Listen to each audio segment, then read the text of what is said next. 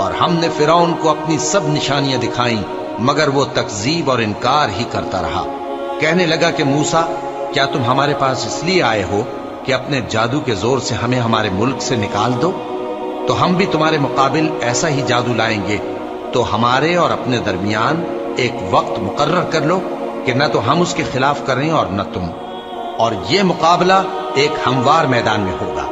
موسیٰ نے کہا کہ آپ کے لیے یوم زینت کا وعدہ ہے، اور یہ کہ لوگ اس روز دن چڑھے اکٹھے ہو جائیں۔ تو فرعون لوٹ گیا اور اپنے سامان جمع کر کے پھر آیا۔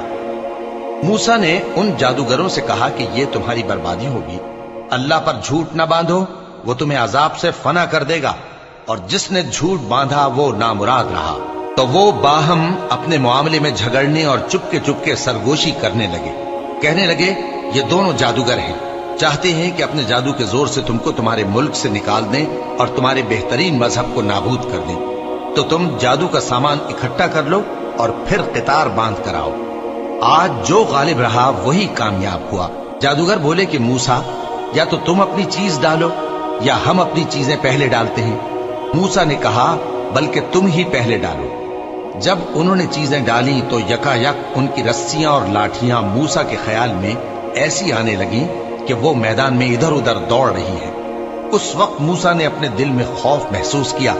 ہم نے کہا، خوف نہ کرو، بلا شبہ تم ہی غالب رہو گے، اور جو چیز یعنی لاٹھی تمہارے داہنے ہاتھ میں ہے اسے ڈال دو، کہ جو کچھ انہوں نے بنایا ہے اس کو وہ نگل جائے گی۔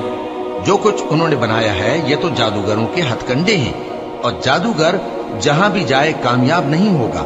اس پر جادوگر سجدے میں گر پڑے، کہنے لگے کہ ہم موسیٰ اور ہارون کے پروردگار پر ایمان لائے۔ فرعون بولا کہ پیشتر اس کے کہ میں تمہیں اجازت دوں تم اس پر ایمان لے آئے؟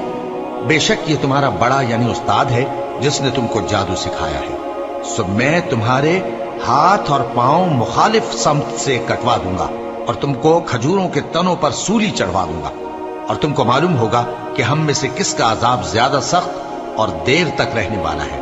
انہوں نے کہا کہ جو دلائل ہمارے پاس آ گئے ہیں ان پر اور جس نے ہم کو پیدا کیا ہے اس پر ہم آپ کو ہرگز ترجیح نہیں دیں گے، تو آپ کو جو حکم دینا ہو دے دیجیے، اور آپ جو حکم دے سکتے ہیں وہ صرف اسی دنیا کی زندگی میں دے سکتے ہیں۔ ہم تو اپنے پروردگار پر ایمان لے آئے تاکہ وہ ہمارے گناہوں کو معاف کرے، اور اسے بھی جو آپ نے ہم سے زبردستی جادو کرایا، اور اللہ سب سے اچھا ہے اور ہمیشہ باقی رہنے والا ہے۔ جو شخص اپنے پروردگار کے پاس گناہگار ہو کر آئے گا تو اس کے لیے جہنم ہے جس میں نہ وہ مرے گا نہ جیے گا، اور جو اس کے روبرو ایماندار ہو کر آئے گا اور عمل بھی نیک کیے ہوں گے تو ایسے لوگوں کے لیے اونچے اونچے درجے ہیں، یعنی ہمیشہ رہنے کے باغ جن کے نیچے نہریں بہ رہی ہیں، ہمیشہ ان میں رہیں گے، اور یہ اس شخص کا بدلہ ہے جو پاک ہوا۔